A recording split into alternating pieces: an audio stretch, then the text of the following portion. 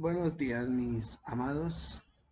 Un saludo especial para cada uno de ustedes que fielmente nos escuchan a través de este medio.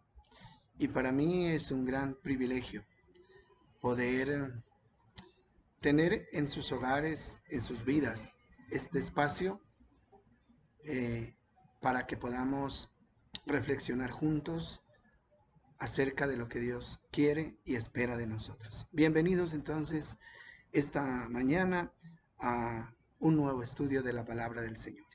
Vamos a ir al libro de Lucas, el capítulo 13, versículo 22. Lucas capítulo 13, versículo 22. Y la palabra del Señor nos dice de la siguiente manera. Pasaba Jesús por ciudades y aldeas enseñando y encaminándose a Jerusalén. Y alguien le dijo, Señor, ¿son pocos los que se salvan? Y él les dijo, esforzaos a entrar por la puerta angosta, porque os digo que muchos procurarán entrar y no podrán. Después de que el padre de familia se haya levantado y cerrado la puerta, y estando fuera empecéis a llamar a la puerta diciendo, Señor, Señor, ábrenos. Él respondiendo les dirá, yo no sé de dónde sois, apartaos de mí, hacedores de maldad. Entonces comenzaréis a decir, delante de ti hemos comido y bebido, y en nuestras plazas enseñaste. Pero os dirá, os digo que no sé de dónde sois, apartaos de mí, hacedores de maldad. Ahí será el lloro y el crujir de dientes, cuando veis a Abraham, a Isaac, a Jacob y a todos los profetas en el reino de Dios, y vosotros estéis excluidos. Es una parábola, pasaje, que realmente debe llevarnos a reflexionar. Y continuamos con esta serie acerca de cómo identificar si realmente nosotros somos salvos, si realmente somos legítimos hijos de Dios con derecho a heredar la vida eterna. ¿Son pocos los que se salvan? Esta fue la pregunta que le hicieron a Jesús de una manera directa. El tema de cuántos o quiénes son los que se salvan ha sido de mucha controversia. Y hoy hay muchas versiones sobre el asunto. Pero lo que dijo Jesús con relación a este tema, ¿qué fue? Mire, si hay una fuente segura, si hay algo que debe dejarnos satisfechos y convencidos de la verdad, es lo que sale de la boca del mismo Señor Jesucristo.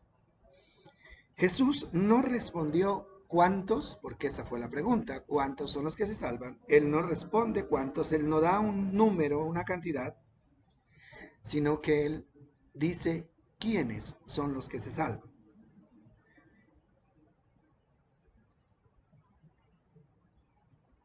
¿Quiénes son los que se salvan? Esa fue la respuesta de Jesús. Y lo que Jesús les dice, esto no es de los que quieren, sino de los que pueden. ¿Quiénes son entonces? Según la respuesta de Jesús, son los que se esfuerzan por entrar por la puerta estrecha. La respuesta sería, ¿quieres salvarte? Entonces esfuérzate, esfuérzate. Y esa es la palabra clave, esfuérzate. Ustedes recuerdan lo que Dios le dijo a Josué cuando le entregó la dirección del pueblo de Israel después de que Moisés había muerto. Es lo mismo, solamente esfuérzate y sé muy valiente. ¿Para qué? Para hacer todo lo que está escrito en el libro de la ley. En Mateo capítulo 7, versículo 13, Mateo 7:13, ahí encontramos una parábola muy interesante y es la parábola del camino estrecho. Es una parábola que se relaciona con esto que acabamos de leer y dice así, entren por la puerta estrecha, Porque ancha es la puerta y espacioso el camino que lleva a la perdición, y muchos son los que entran por ella. Porque estrecha es la puerta y angosto el camino que lleva a la vida eterna, y pocos son los que la hallan. Aquí Jesús habla de dos caminos, el ancho y el angosto. El ancho representa la vida de libertinaje, donde se le permite a la carne hacer realidad todos sus deseos. No hay normas, no hay restricciones, pero su fin es perdición. Y también está el camino angosto. El camino angosto no es fácil porque exige renuncias, exige privaciones, exige dejar a un lado nuestros deseos y seguir los deseos de Dios, o sea, someterse a la voluntad de Dios. Vamos a leer Lucas capítulo 9. Ahí encontramos algo que realmente nos muestra cuánto debemos esforzarnos y cuánto debe esforzarse una persona que realmente anhela su salvación. La salvación es gratis. O sea, pero permanecer, recibir la salvación es gratis, pero permanecer en la salvación demanda esfuerzo. A ese esfuerzo es que Jesús se refiere. Mateo capítulo 9, versículo 57 dice, el costo del discipulado. Y yendo ellos, uno le dijo en el camino, Señor, te seguiré a donde quiera que vayas. Y Jesús le dijo, las zorras tienen guaridas y las aves de los cielos nidos, mas el Hijo del Hombre no tiene dónde recostar la cabeza. Y le dijo a otro, sígueme. Y él le dijo, Señor, deja primero que vaya y entierre a mi padre. Jesús le dijo, deja que los muertos entierren a sus muertos, y tú ve y anuncia el reino de Dios. Entonces también dijo a otro, te seguiré, Señor, pero deja que me despida primero de los que están en mi casa. Y Jesús le dijo, ninguno que poniendo su mano en el arado mira hacia atrás es apto para el reino de los cielos. Es interesante que los tres personajes que aparecen en esta parábola mostraron interés en seguir a Jesús y tuvieron la oportunidad de hacerlo. Se acercaron a Jesús con el deseo, con la voluntad de seguirlo y tuvieron la oportunidad, pero al fin no lo hicieron. ¿Por qué? ¿Qué pasó? Mire, si usted analiza bien lo que pasó, fue porque sus intereses, sus deseos y sus planes estuvieron por encima de los intereses del reino de Dios. Mire, y así se cumple lo que dijo Jesús en el texto inicial, en el texto de Lucas 13:24, que dice, porque yo les digo que muchos querrán entrar al cielo, pero no podrán. Muchos querrán entrar, pero no podrán. El primer obstáculo que nos impide caminar por el camino de Dios son nuestros propios intereses. Acabamos de verlo con las tres personas que se acercan a Dios y le manifiestan el deseo de seguirlo. Había deseo, pero había un obstáculo en cada uno de ellos que no pudo ser vencido, y ese obstáculo tiene que ver con la satisfacción de un deseo personal. El uno se acerca y por la respuesta creo que Jesús, conociendo su corazón, él lo que buscaba era un interés material. Voy a seguir a Jesús para poder tener bendición material. Y Jesús le dice, yo no tengo nada material que ofrecer. Mi oferta no tiene nada que ver con lo material, sino con lo espiritual, con la salvación. El segundo personaje que encontramos allí es el que le dijo, deja primero que vaya y entierre a mi padre y después te sigo. O sea, ¿eso qué significa? No significa que el padre estaba muerto y tenía que darle sepultura. No, sencillamente dijo, mi padre está bajo mi cuidado. y cuando Él muera y me sienta libre de esa responsabilidad, entonces te seguiré. Y el último es el que dice, quiero despedirme de los que están en mi casa. Pero realmente no quería despedirse, quería escuchar la opinión de su familia. Entonces por eso Jesús dice, ninguno que poniendo la mano en el arado, está usando una ilustración de los que aran con bueyes, y mira hacia atrás es apto para el reino de los cielos. O sea, cuando decidimos poner la mirada en Cristo, es en Él. Y todo, absolutamente todo lo demás tiene que quedar hacia atrás. Si alguien se desvía a mirar y a trabajar y a luchar por sus propios intereses, descuidando su mirada en Cristo, entonces corre el riesgo de desviarse. Es lo que nos está diciendo acá.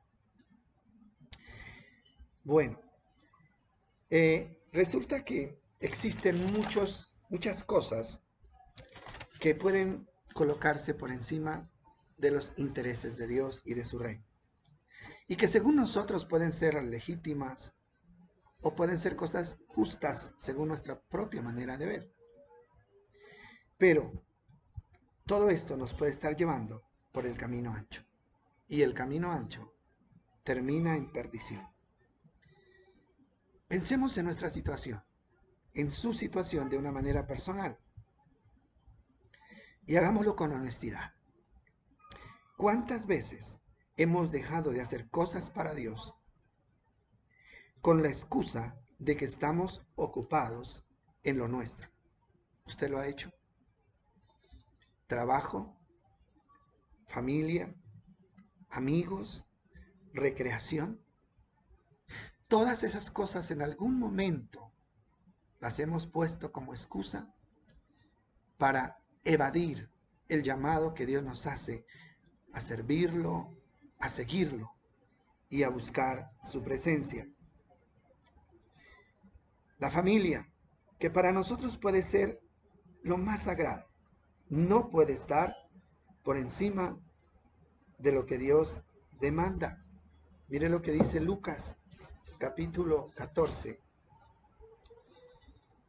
Lucas capítulo 14, versículo 25, dice, grandes multitudes iban con él, y volviéndose les dijo, si alguno viene a mí y no aborrece a su padre, a su madre, a su mujer y hermanos, y aún a su propia vida, no puede ser mi discípulo. El que no lleva su cruz y viene en pos de mí, no puede ser mi discípulo. Mire, mis amados, multitudes se ofrecieron a seguir a Jesús. La gente iba, Señor, te vamos a seguir. Pero ¿qué hacía Jesús? Jesús lo primero que hacía es confrontarlos con la realidad del precio que tiene seguir a Cristo. Lamentablemente es muy distinto a lo que a lo que sucede hoy en las iglesias. Hoy en las iglesias se está predicando lo que yo he llamado un evangelio barato, un evangelio de promoción. ¿Por qué? Porque el interés de la mayoría de los líderes religiosos es tener las iglesias llenas, porque eso les representa fama, eso les representa dinero, pero muy poco interés hay en la salvación de esas personas. Jesús no era así. Mire, si Jesús hubiera estado interesado en que las multitudes lo siguieran, jamás les hubiera hablado como les habló. Aquí dice, multitudes iban declarando que querían ser sus seguidores. Pero ¿qué dice Jesús? Antes de que se comprometan, antes de que tomen la decisión, yo quiero decirles que esto tiene un precio. Y mire lo que sigue diciendo el texto. El texto dice en el versículo 28, porque ¿quién de vosotros queriendo edificar una torre no se sienta primero y calcula los gastos a ver si tiene lo que necesita para acabarla? No sea que después de que haya puesto el cimiento no pueda acabarla y todos los que lo vean comiencen a burlarse de él diciendo, este hombre comenzó a edificar y no pudo acabar. ¿Sabe? A Jesús le interesa que los que comienzan terminen. A Jesús no le interesa que las personas comiencen y se queden en el camino, porque eso será una vergüenza tanto para el seguidor como para el reino de Dios. Tantas personas hoy en día que han pasado, han desfilado por las iglesias, pero que al fin terminan renunciando a su fe. ¿Por qué? Porque nunca se les advirtió del precio de el discipulado, el precio de seguir a Cristo. La pregunta que le hicieron a Jesús tiene una respuesta que tiene que ver con esto. ¿Son pocos los que se salvan? Y Jesús dijo, esfuércese, porque muchos procurarán entrar, pero no podrán. ¿Por qué? Porque muchos están procurando entrar de la manera fácil, por la vía fácil, por la vía que los engañadores les han planteado sin pensar en el fin que le puede esperar a una persona que está engañada o que se deja engañar. Aquí habla de la familia. Dice, el que no aborrece padre, madre, hijos, esposa y aún su propia vida no puede ser mi discípulo. Esto no significa que vamos a tener sentimientos negativos para con nuestros seres queridos. Esto significa que una persona que se ha entregado y es consciente, o sea, de la decisión de seguir a Cristo, o sea, ni su propia familia puede opacar el amor hacia Dios o puede relegar a un segundo plano lo que le corresponde a Dios. O sea, eso fue lo que Jesús nos dijo de una manera clara. Tenemos que reconocer que hoy estamos viviendo un cristianismo fácil, porque eso es lo que nos están predicando. El esfuerzo del que habla Jesús no se lo ve por ningún lado. Hoy la gente está buscando iglesias donde se les permita hacer lo que ellos quieren. Es increíble cómo en las iglesias hay familias, ¿no?, que manipulan a los líderes y lo hacen usando el dinero. Es que si ustedes no hacen lo que yo quiero, entonces yo no voy a aportar más económicamente a esta iglesia. Es que si ustedes no hacen lo que yo quiero, entonces me voy a otro lugar donde sí me van a recibir. La gente está buscando que se les complazca. La gente está buscando que se les entretenga. Y estos lugares existen, claro que existen y abundan. Pero un lugar donde se le permita al creyente hacer lo que quiera, sin disciplina, un lugar que se dedique a complacer y a entretener a sus feligreses, en ese lugar lo están guiando por el camino ancho. ¿Por qué? Porque el camino ancho es el camino donde se nos permite satisfacer nuestros propios deseos. En ese lugar no lo están guiando por el camino estrecho, sino por el camino ancho, y eso lo tenemos que tener muy claro. Hoy las personas están buscando grupos donde puedan sentirse cómodos. Si la gente está buscando, la gente no está buscando sacrificarse, no está buscando esforzarse, la gente está buscando comodidad, la gente está buscando tranquilidad. Pero el verdadero evangelio realmente hace todo lo contrario. El verdadero evangelio incomoda. El verdadero evangelio confronta. ¿Sabe para qué? Para que nos movamos hacia el cambio. Cuando una persona busca a Cristo, debe hacerlo con el fin de que su vida cambie, con el fin de nacer de nuevo, de tener una nueva mente, una nueva forma de hablar, una nueva forma de actuar. Porque eso es lo que hace el Evangelio, transforma la vida de las personas.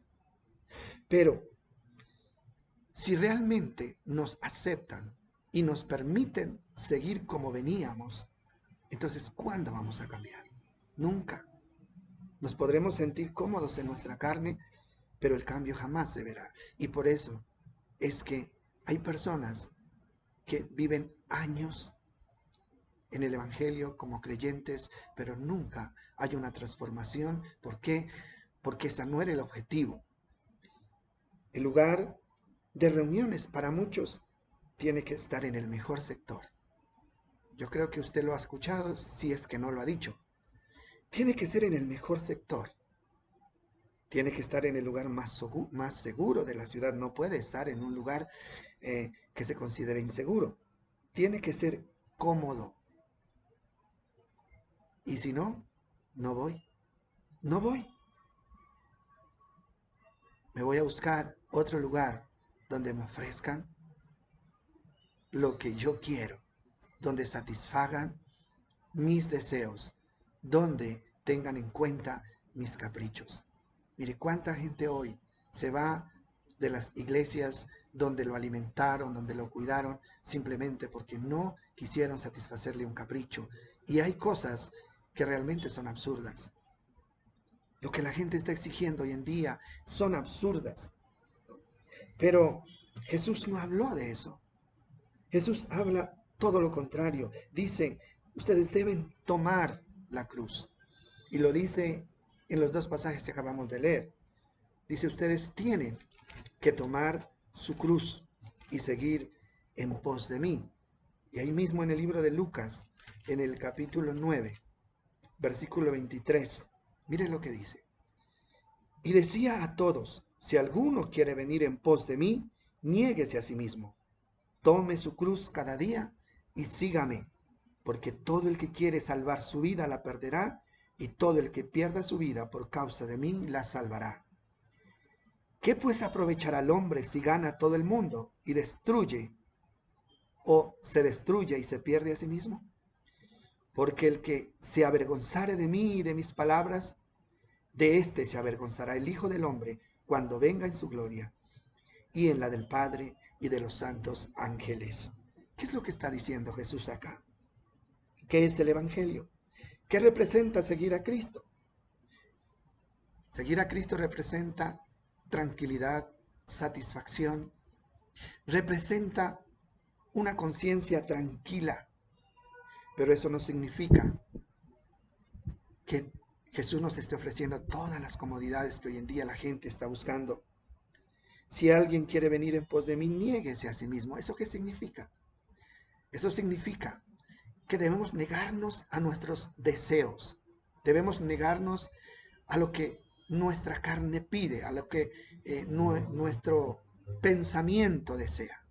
Niéguese a sí mismo, tome su cruz cada día, dice, y sígame, porque el que quiere salvar la vida la perderá, y todo aquel que pierda su vida por causa de mí, la salvará. O sea, aquí no se está hablando de perder la vida en el sentido físico, está hablando en el sentido de perder ese estilo de vida que tanto amamos, que tanto cuidamos, ese estilo de vida que hemos construido según nuestro concepto y que queremos seguir manteniendo a costa de todo. Pero el Señor dice, ustedes tienen que salir de su zona de confort, tienen que dejar de caminar por donde venían caminando y tienen que empezar a caminar por el camino que yo les voy a trazar. El 25 dice, pues, ¿qué aprovechará el hombre si ganara el mundo y se destruyere o se perdiere a sí mismo? ¿Qué es lo que está diciendo Jesús? Estas son las palabras que Jesús le dijo al rico insensato, al que se preocupaba más porque su hermano no le quería dar la parte de la herencia que le correspondía, y llamó a Jesús para que intercediera por él. Y Jesús le dijo, yo no he venido aquí a ser juez de cosas materiales. Yo he venido aquí para decirles cuál es la verdadera riqueza del hombre. Y él dice, todo aquel que se preocupa por cuidar lo material se puede llenar de lo material. ¿Sí? Puede tener mucho dinero, puede tener mucha fama, puede tener muchas cosas, pero al fin, si realmente no es rico para con Dios, terminará perdiendo su alma y esa persona es catalogado como necio. Y es lo que dice acá, de qué le sirve al hombre si gana el mundo entero y se destruye o se pierde, se echa a perder a sí mismo. Tenemos que tener cuidado de estas cosas. Mire, qué triste y lamentable es darnos cuenta de cómo el verdadero evangelio se ha pervertido, como decía el apóstol Pablo. No es que haya otro evangelio, sino que hay algunos que han pervertido el evangelio de Cristo para ganar cosas para sí mismos, para satisfacer sus propios deseos como seres humanos. Un evangelio pervertido es el evangelio que se presenta como un evangelio de oportunidad, como un evangelio de promoción, cuando no se habla de lo que realmente tenemos que dejar de lado si queremos agradar a Dios. En el libro de Proverbios, el capítulo 14, versículo 12, el sabio dice algo interesante. Proverbios capítulo 14, versículo 12. Dice así este versículo 14, 12. Dice, hay caminos que al hombre le parecen derechos, pero su fin es camino de muerte. Hay camino que al hombre le parece derecho, pero su fin es camino de muerte. Yo les decía que mucha gente discute y alega que lo que está haciendo es algo legítimo, que dedicar tiempo a su trabajo, que dedicar tiempo a recrearse, que dedicar tiempo a su familia es algo legítimo, y por atender todo esto están dejando de lado a Dios. Eso es lo que dice el proverbista. Hay caminos que al hombre le parecen derechos, pero que su fin es camino de muerte. ¿Cuál es la invitación que el Señor nos hace? Mire, tenemos que tener clara una cosa, y es que cuando nosotros le entregamos nuestra vida a Dios y le damos valor a su palabra y lo ponemos en primer lugar, nosotros no tenemos que preocuparnos ni por la economía, ni por el bienestar personal, ni por la familia. ¿Sabe por qué? Porque cuando una persona se entrega absolutamente a Dios, Dios se hace cargo de todo lo demás. Y eso es lo que tenemos que entender, ¿no? Mire, a veces nosotros dejamos a Dios de lado para tratar de solucionar a nuestra manera nuestras responsabilidades, pero terminamos fracasando. ¿Cuánta gente, a pesar de dedicarle todo el tiempo a su familia, sus hijos terminan fracasados? ¿Cuántas personas, a pesar de dedicar toda su vida a conseguir una fortuna, en un momento todo se desvanece? ¿Sabe por qué? Porque ahí se cumple la palabra de uno de los salmos que dice que no por muy temprano que nos levantemos, ni por tarde que vayamos a descansar, ¿no? Dice, eso no nos sirve para tener una estabilidad.